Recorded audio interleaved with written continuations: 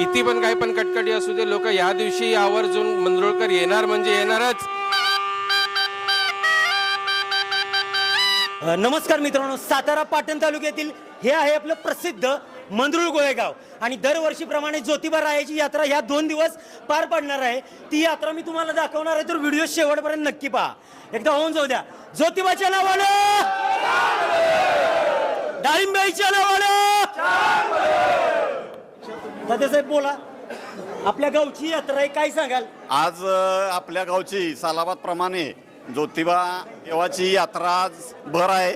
आता आपली पालखी ज्योतिबाच्या मंदिरात ज्या टायमिंगला निघते त्या टायमिंगला आपल्या मंदिराला प्रदक्षिणा गाठलेली आहे आणि आता पालखी या ठिकाणी मंदिरात विसावलेली आहे आणि उद्या सकाळी छबिना होईल आणि सकाळी त्याच्या अगोदर, कारण यावर्षी पौर्णिमा आणि हनुमान जयंती वेगळ्या दिवशी आल्यामुळं आज ज्योतिबाचा सकाळी 5:30ला अभिषेक झालेला आहे. उद्या हनुमंतांचा सकाळी अभिषेक होईल आणि त्याच्यानंतर गाव प्रदक्षिणा छबिना होईल आणि त्याच्यानंतर आज संध्याकाळी सुद्धा मनोरंजनाचा कार्यक्रम आहे. त्याचबरोबर उद्या जंगी कुस्त्यांचं मैदान होणार आहे. आणि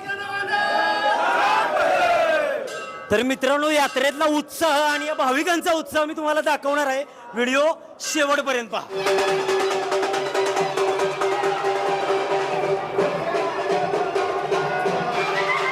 बापू सांगा, काय सांगाल आपल्या यात्रेविषयी?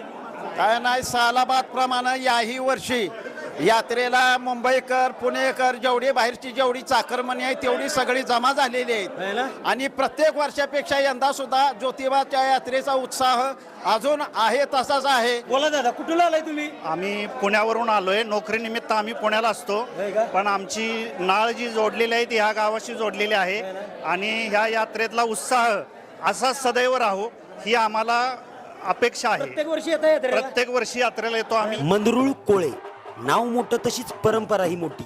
ज्योतिबाच्या यात्रेत संपूर्ण गाव एकत्र येतं आणि तयार होतो हा भव्य सोहळा. हे ज्योतिबा आहेत, हे काळ भैरवनाथ आहेत, हे जोगेश्वरी आहे. ज्योतिबाच्या नावानं चांगलं.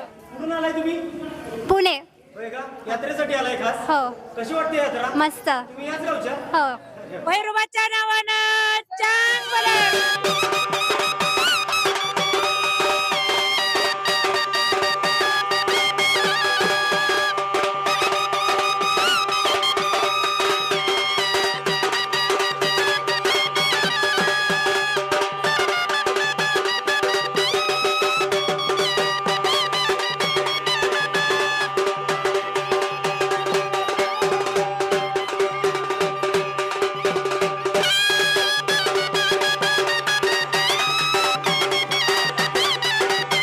ज्योतिबाच्या नावानं